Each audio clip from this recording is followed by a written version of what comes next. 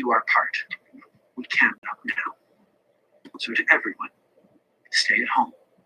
And no matter what, stay 2 meters apart if you do have to go out. When it gets hard, let's remember that we're all in this together. Merci beaucoup.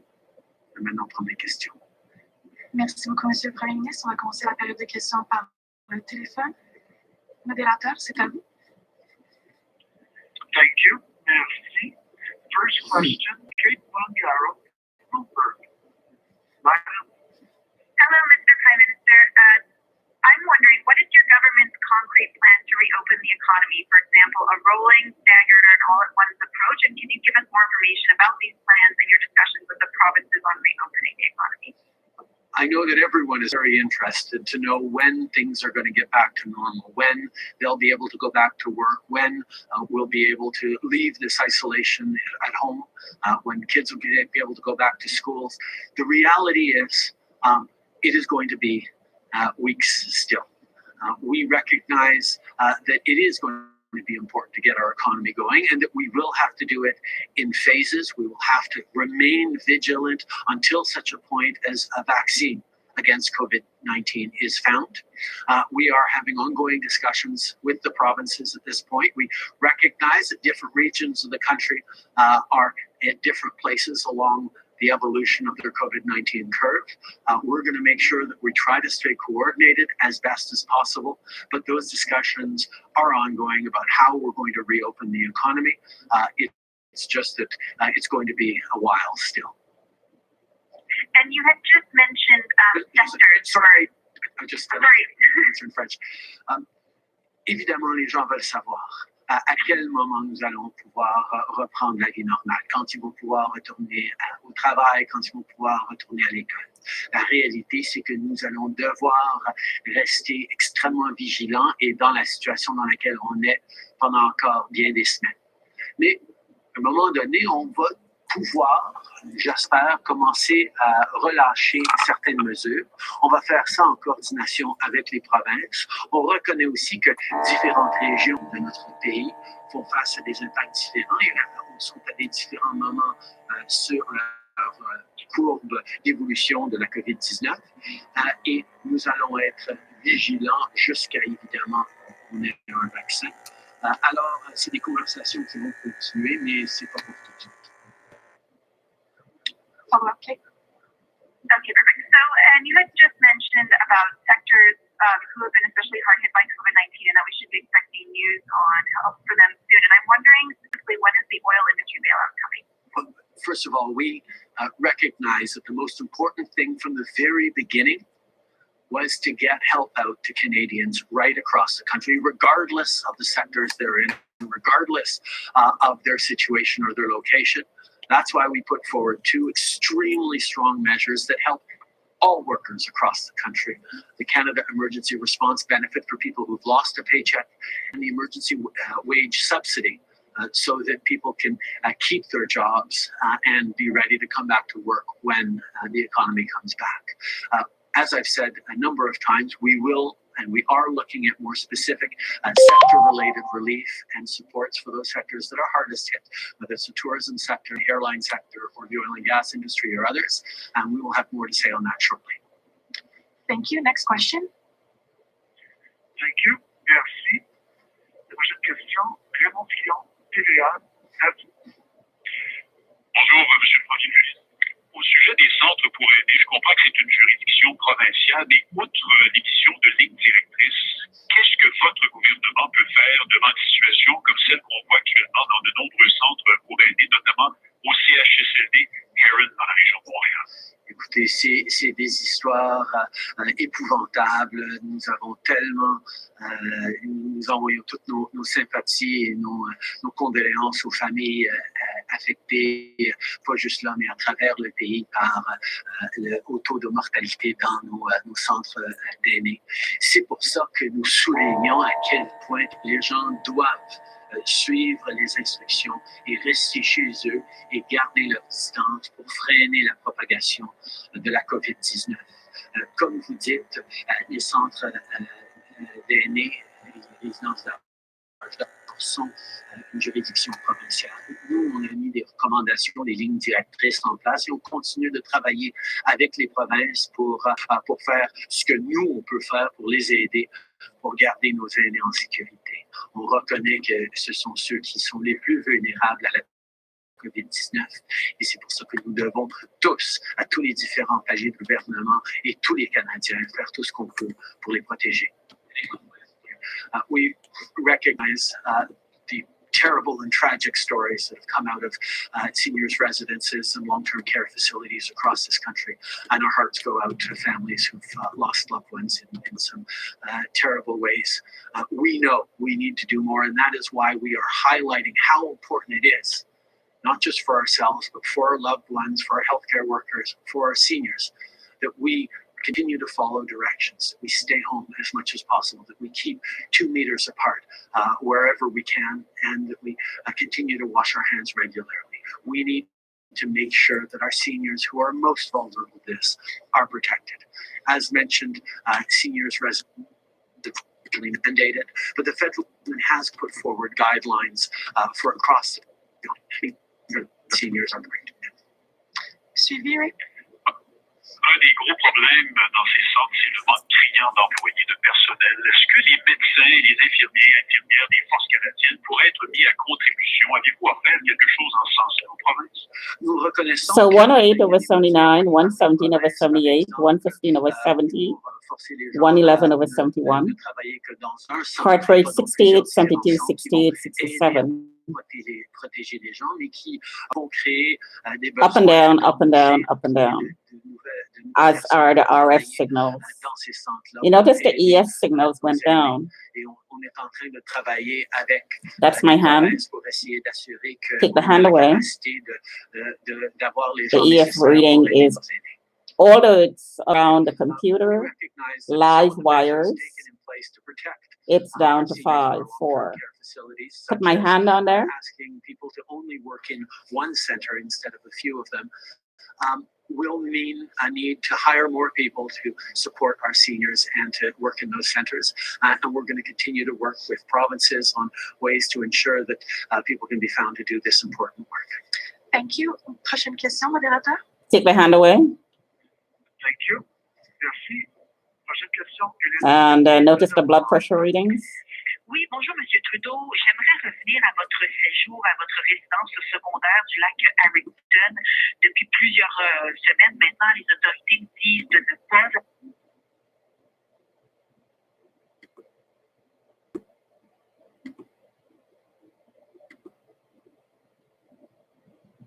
The ear is hurting.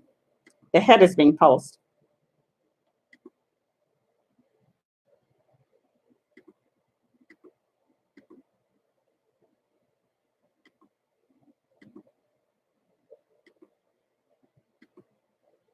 The knee.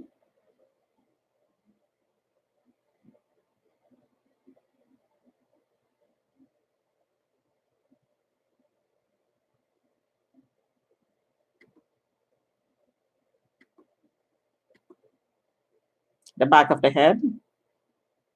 So the back of the head is being pulsed. And I'll do a little bit of research and we will talk about how the head and the brain is affected by being hit on certain spots of the head, certain areas of the head. You have a different response when certain areas of the head is hit, especially with radiation and microwave technology.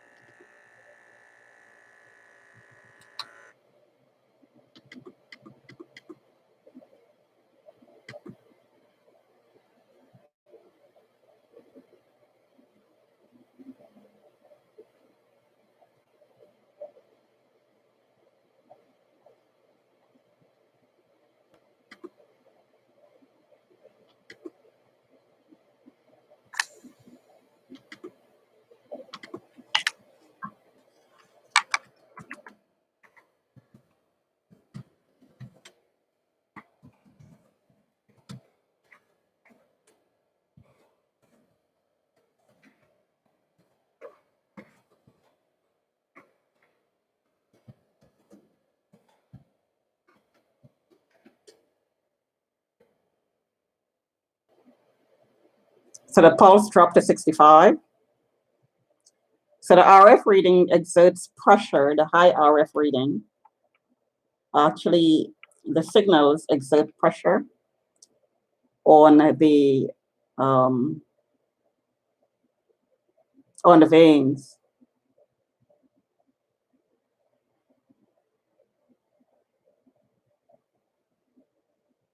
So this is real time, and I'm showing you real time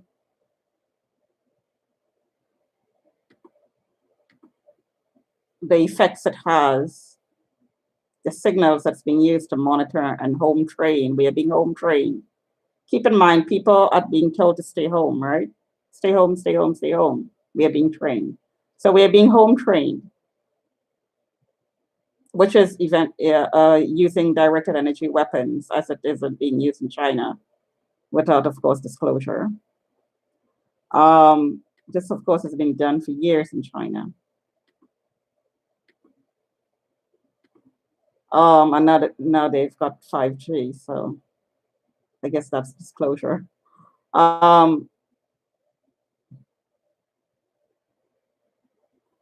So I am demonstrating the effects it has on your heart rate, which has been documented by doctors all around the world, that you will not find in government websites. So the obliques, the right obliques on the back, this, of course, is intended for everyone. And it's being set up right now under COVID-19 restrictions. It's being set up to do that.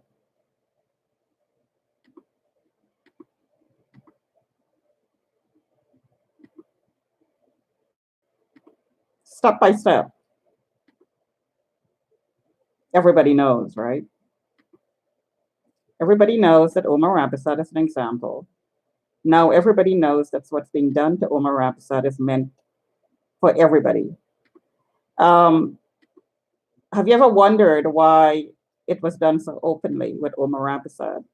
Why Omma Rampersad was passed around to Muslim men, black men, white men, gray men, yellow men, orange men, purple men, and women? Well, that's because the intention is to make everybody common to everybody else, because once you're being tracked with millimeter wave technology, which makes you see through, by the way, everybody will be seeing you share. So anybody could track you. The cell phones are going to be tracking each other. And of course, the assumption is that there's a human being holding on to the cell phone. And the cell phone is going to be showing the image as share. Just like I heard outside by the worker, who is a police informant, that there's an app to track me. And everybody is looking at me naked. When I go to the bathroom, everybody could see me in the bathroom.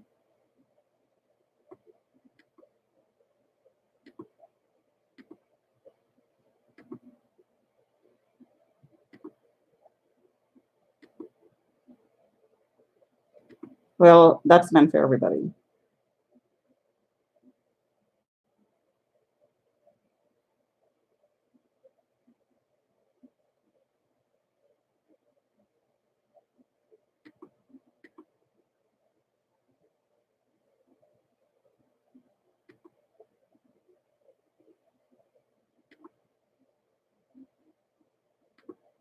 Pretty soon we'll be told not to kiss each other and not to have sex.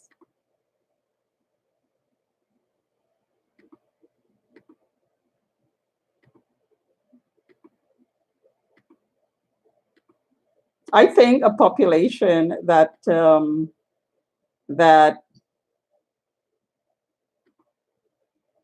goes along with the instructions being told to them,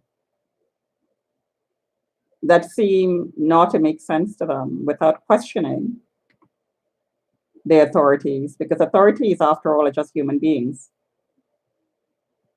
They're not perfect people, they're human beings, and they're open to corruption, they're open to bribery, They are open to racism and all the other failures of humanity. We put them there to be questioned. We didn't put them there to have authority over us without questioning. This is democratic way. Under a state of emergency, this is suspended, I read. But what is the condition of the state of emergency? Is it justified to start with? My point is question. You need to question. And there comes a point in time when authority, governments are so corrupt that they need to be replaced. And the test of that is taking away your rights and violating you constantly. When they go overboard and they abuse their power and they start violating people to the extent that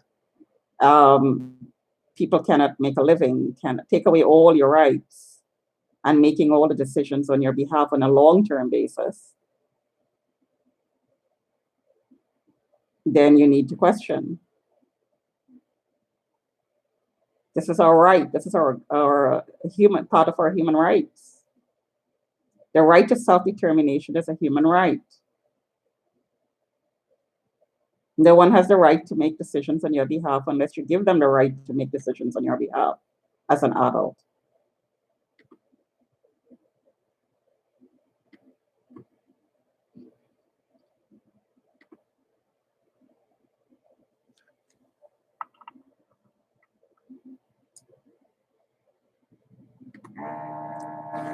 It really doesn't matter whether the people you're questioning have a gun behind them, whether they have whatever weapon system they've got. At the end of the day, the machine doesn't do it by itself. It's a human being behind the machine.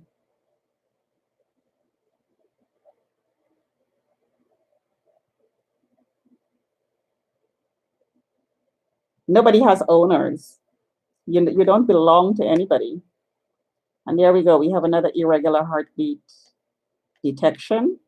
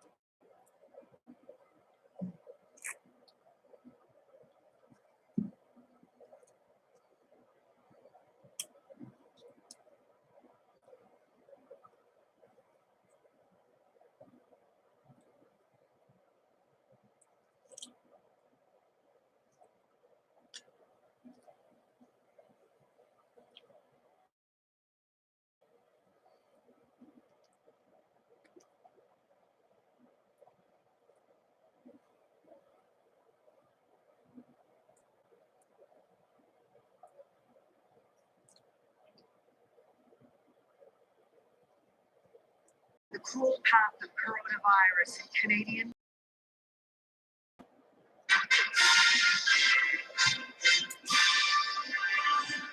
Confused and frustrated, and I'm pretty much angry. Catastrophic failures on repeat. They're voiceless. And what workers see behind those walls. At least one other person with just a curtain in between. Managing Canada's stockpile of vital medical supplies. So we know that we're running lower. Rationing and recycling as the province's share. Plus the quarantine 15. Everybody has to have Chips Ahoy. I mean, really. Overindulging during self-isolation. Now I'm eating good, I should probably take some.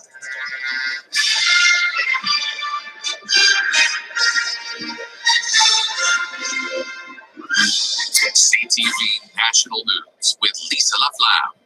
Good evening. We begin tonight with breaking news. The care homes supposed to protect our parents and grandparents are again tonight the place where too many are dying. Make no mistake, this is a crisis. There are over 25,000 confirmed cases across the country with 780 deaths. Nearly half are from long-term care homes. That number does not include the 25 people whose deaths were revealed late tonight in one Toronto facility.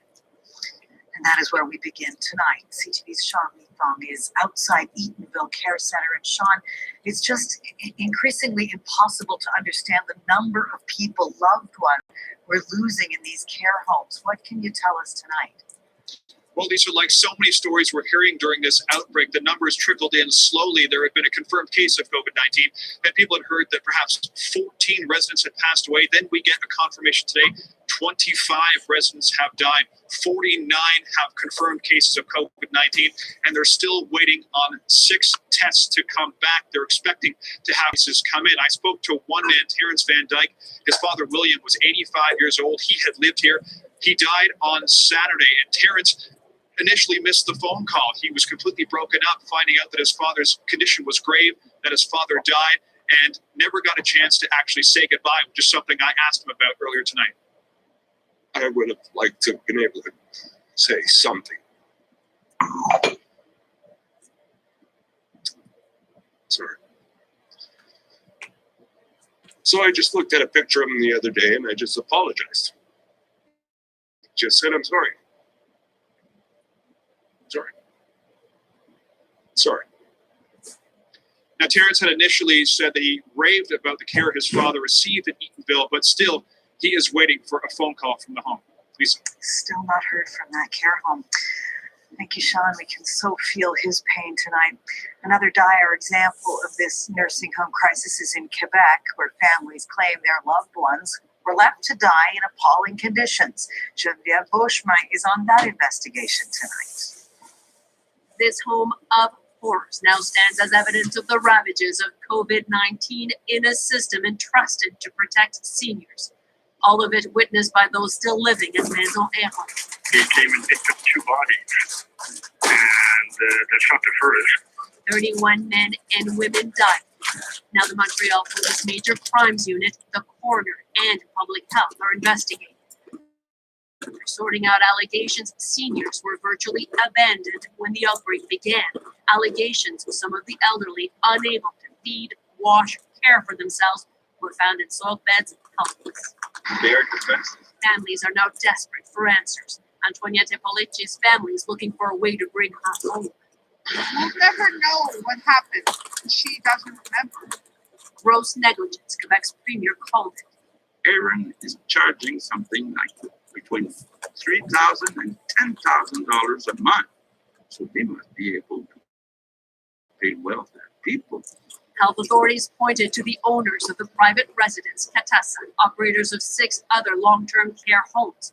But that group is now telling a very different story.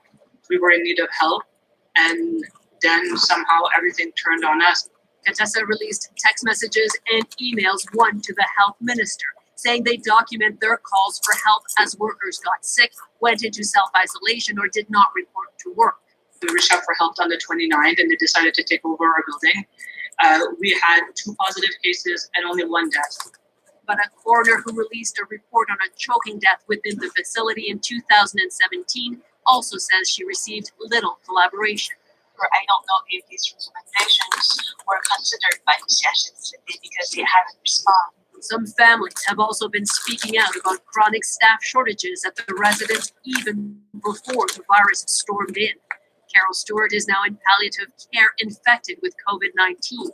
Because she was urinating too often, I guess we had a quota as to how many diapers she was permitted. Quebec has placed 5 other homes under surveillance, and another locked its doors. It's the saddest thing I've ever seen. It's almost like she had disintegrated. Joan LePage is mourning her sister, Shirley McLean, who died in isolation on Saturday. She was 78. The fact that I couldn't get to her was just devastating. I felt hopeless, useless, not to be able to get to her when she needed me the most. It's just pulling my heart right out of me. Shirley was a resident at a long-term care home in Perth, Ontario, just 3 hours west. An equally desperate situation at a group home in Markham, Ontario. Vulnerable residents, all disabled, were left to fend for themselves after key staff just left. Here's Omar Sachedina. These Most workers walked off the job as the virus struck this adult care home north of Toronto. Those who remain safe, they're just barely hanging on. In terms of our staffing, it remains at a critical low. I am deeply disappointed. I am ashamed of them for leaving. Laura Meffen's daughter, Emily, is one of 42 residents at the facility. 12 of them have tested positive in addition to 6 staff. The union says many workers are in self-quarantine awaiting test results. They should be there to help these vulnerable people. Laura made the agonizing decision to bring Emily home. But soon after, the 21-year-old started exhibiting symptoms. Then, so did Laura. This is going to be the hardest thing I've ever done. To take care of Emily, who's just as sick. Well, I'm just as sick. Describing her anguish in this heart-wrenching Facebook video. I just don't know how I'm going to get through this. Hours after that post yesterday, Emily took a turn for the worse and is now in hospital, alone. I can just envision her just lying in the bed by herself, not knowing why she's there, and why her family's not there. Laura is also alone, isolating from her husband and 11-year-old son in another part of their house, as the entire family, including Emily, await their test results. Back at the care home, former federal health minister Dr. Jane Philpott has now also stepped in to help on the front line. That as society will be judged on how it treats its most vulnerable citizen. On any given normal shift, the care home says it needs 8 personal support workers. Today, it had 2. The province says it's working to address the critical staff shortages, Lisa, but so far, the facility says that hasn't happened. All right, Omar, there are a lot of things not happening, like stricter guidelines on how these homes are run. Canada's top doctor did deliver a difficult prognosis about what's ahead. Even as the numbers of cases, that growth in the number of cases slows down, the number of deaths, unfortunately, are expected to increase. The non-binding recommendations seem obvious, restricting visitors, requiring staff to wear masks and practice physical distancing. Avery Haynes says the inside story tonight from one worker at just one home where 2 more people died today. COVID-19 snuck into this long-term care facility 2.5 weeks ago, ravaging residents and leaving workers haunted. So many lost so fast and so many all at once. Me and my coworkers, we're just so sad right now. 55 residents, more than half the facility's population, have tested positive. 15 have died.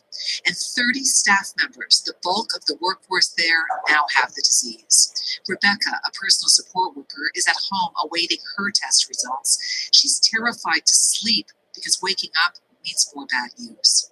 And I lied down for a nap, and only like a 3-hour nap, and I woke up and I had a message that 2 others had died, and I don't know how much heartache my heart can take at this point. How many more losses do I have to feel? Located in the small town of Hagersville, about an hour southwest of Toronto, Anson Place now has a critical shortage of employees, and those who are left are burning out. We need help, like stop the deaths. There are 100 beds here, and some are ward units, which means 4 people were sharing a room well after the outbreak began. If their beds are only 2 feet apart in most of these rooms, it's no wonder why it's spreading. I don't know how much more of an emergency this could be. Frontline workers are usually too scared to speak out publicly, but Rebecca just can't stay silent any longer. Yes, I'm risking losing my job. I understand that. I'd rather live in a cardboard box and feel I did those residents right than to shut up and not say anything. But they need help. They're desperate. And I don't know what we have to do to get the help in there. In a statement, Anson Place says the safety of its residents and staff is a top priority, that additional employees are being recruited, and that residents who have not tested positive are being checked for symptoms twice a day. Lisa? Great. Thanks for this tonight. In Toronto, Alberta expanded its testing criteria today to include anyone with fever. It comes as there are reports of a new outbreak in High River. 38 workers at Cargill meat processing plant are infected with COVID-19. The company has canceled one shift and added another protective measures, but the union says physical distancing at the site is difficult and wants it shut down for a 2-week safety assessment. And some Alberta healthcare workers, still paying top dollar for personal protective gear, are openly questioning the Premier's decision to share the provincial stockpile, while in other parts of the country, demand is outpacing supply. Here's Jill Lancashire. As Alberta prepares to restock Canada's hardest hit provinces, Ontario officially said thank you.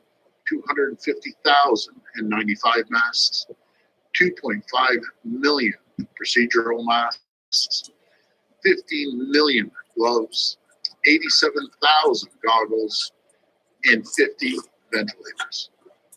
I want to thank my good friend, Premier Jason Kenney. On top of that shipment, Alberta will also send supplies to Quebec, those much needed N95 masks, procedural masks, and gloves, and to BC, 250,000 N95 masks. This emergency room physician in Ontario started a petition at the beginning of the pandemic to show the need for personal protective equipment, or PPE. Even now, masks are being rationed, supplies are running low. We've run out of the kind of mask with the built-in visors with eye protection, so we're using just the plain surgical masks. People have donated construction level N95 masks, and we started using those as well. Quebec needs gowns, and a critical new shortage has emerged of medication, specifically for the sedation of patients and not just for COVID-19. What we have for maybe a week's worth. And in Alberta, where the Premier says there's enough to share. And as proud Canadians, we were not just going to sit here on warehouses of stockpiled equipment, watching other Canadians potentially going into a very dangerous period of the pandemic. Some Alberta pharmacists are still waiting for gloves and masks. I really do feel that we've been forgotten. As the provinces continue to work to secure equipment, many are now also working to obtain new portable rapid tests from Ontario-based Spartan Bioscience, the company now being courted by the world. So we've turned them all down. We're prioritizing Canada. Ontario, Alberta, and Manitoba are all receiving shipments of the new 1-hour COVID tests, and work to validate the science begins here in Manitoba tomorrow. Lisa? Okay, that's some good news. Jill, thanks for this tonight. Everyone wants to know when these lockdowns will end. In Ontario, the province extended the state of emergency for another 28 days. And the World Organization is sending out flares not to lift the lockdowns too soon. The number of cases worldwide is close to 2 million tonight. While COVID-19 accelerates very fast, it decelerates much more slowly. In other words, the way down is much slower than the way up. Spain relaxed some of its restrictions today after a drop in daily deaths. Commuters were given face masks as they returned to work. Britain's lockdown will likely be extended until at least May 7th. More than 700 people died in the UK today alone. And China reported 108 new infections today, the highest number since March, sparking fears of a second wave. And for the first time in a week, the number of new deaths in New York dipped below 700. The number is down because we brought the number down. God did not do that. A lot of pain and suffering did that. While New York's numbers are down, new hotspots have emerged in Massachusetts and Pennsylvania. More than 20,000 Americans have now died from COVID-19. Magnifying the misery, tornadoes killed at least 30 people in the U.S. Deep South. Got funnel cloud right here in front of me. With so much widespread destruction, those who made it to the shelters also had to physical distance from other survivors, just complicating the nightmare. After a 2-minute break, a new spin on an old drug. An experimental antiviral treatment, now the top hope for COVID. Plus, everything's gonna be alright. A big lift from a little boy.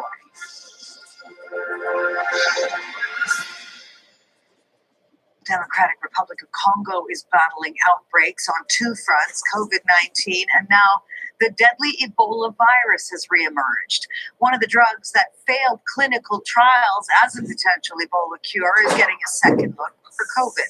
Here's medical specialist David Favreau. The drug Remdesivir.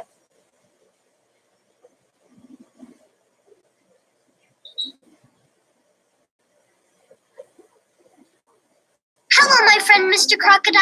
Surprise! Crocodile, crocodile, crocodile. A fairy! Thanks, Grandpa.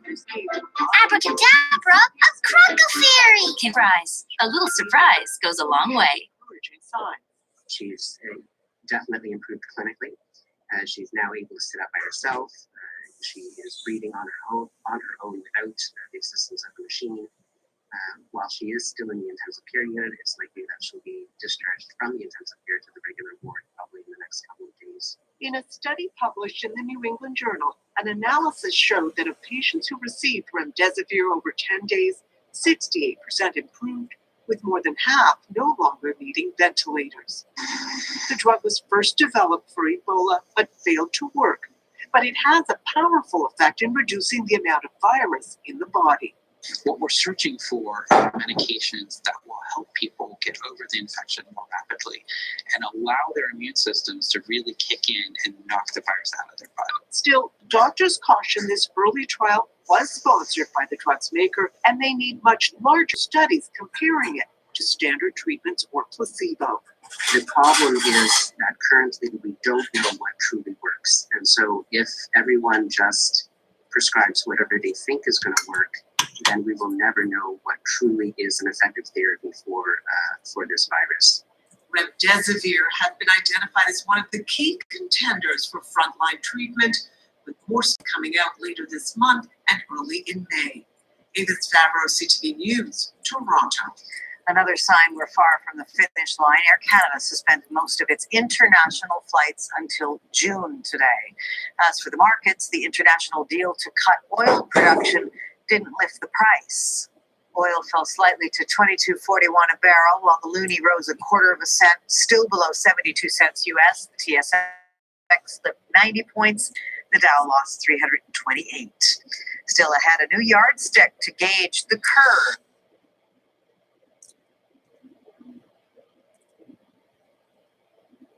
In May. Edith Favreau, CTV News, Toronto.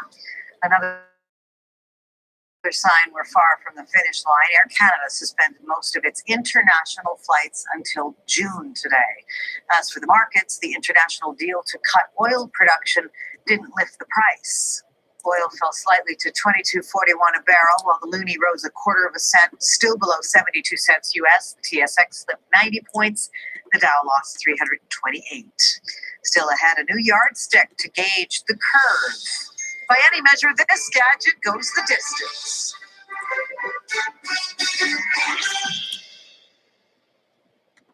So the big question, are we flattening the curve? There is no one answer, but here's what we do know. Ottawa predicted up to 700 deaths by this Thursday, and we're already at 780. On hospitalizations, Quebec beat its estimate of 300 patients in ICU and has only 226. Ontario.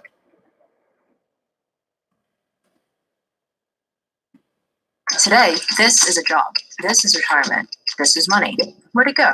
It takes 2 weeks to earn your paycheck, and you can spend it in 2 seconds. The world's moving forward. Maybe it's time for a bank that gets that. Simpler tools, more ways to save. That's forward banking from Tangerine.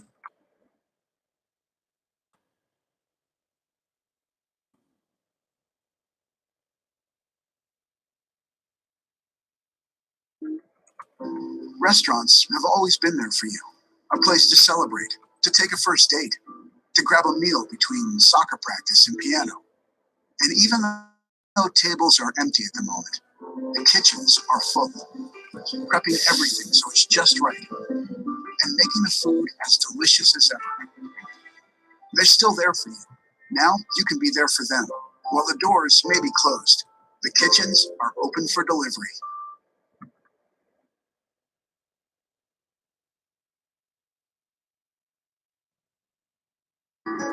Today, You're fighting self-isolating, physically distancing, homeschooling.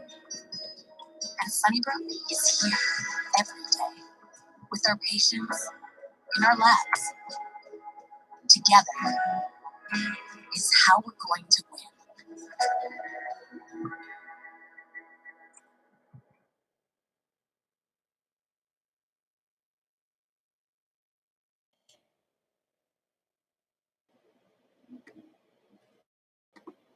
Projected roughly 1,000 ICU patients and has only 263. That's good news.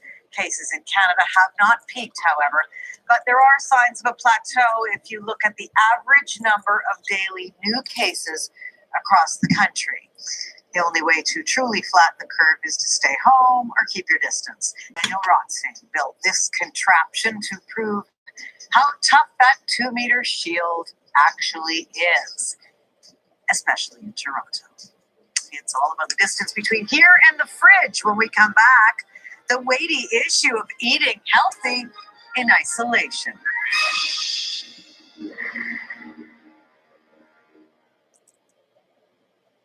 You tonight with a side effect of Canada's lockdown that's starting to weigh a little on everyone. Here's John Benavale-Rao on expanding concerns. Right through the fridge, there's one. Paula Andrzejczyk was a good enough sport to show us foods she and family.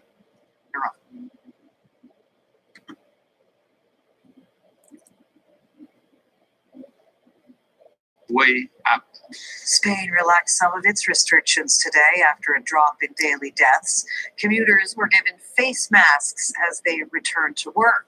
Britain's lockdown will likely be extended until at least May 7th. More than 700 people died in the UK today alone. And China reported 108 new infections today, the highest number since March, sparking fears of a second wave. And for the first time in a week, the number of new deaths in New York dipped below 700. The number is down because we brought the number down. God did not do that. A lot of pain and suffering did that. While New York's numbers are down, new hotspots have emerged in Massachusetts and Pennsylvania. More than 20,000 Americans have now died from COVID-19. Magnifying the misery, tornadoes killed at least 30 people in the U.S. Deep South. Got a photo cloud right here in front of me. With so much widespread destruction, those who made it QuickBooks salutes the grit and determination of those who work for themselves.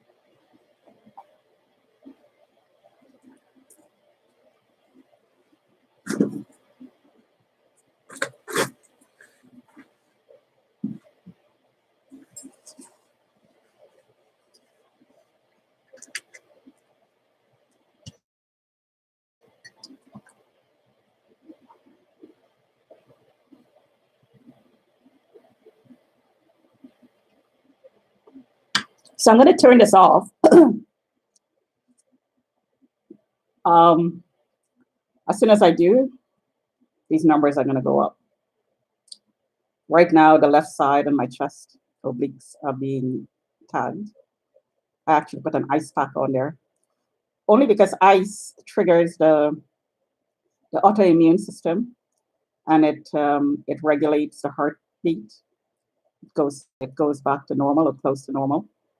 That's why I use the ice, and also it helps with the burning sensation, and it helps with the pain as well. And also when you decrease the temperature of your body, it also decreases inflammation as well. So I'll stop there.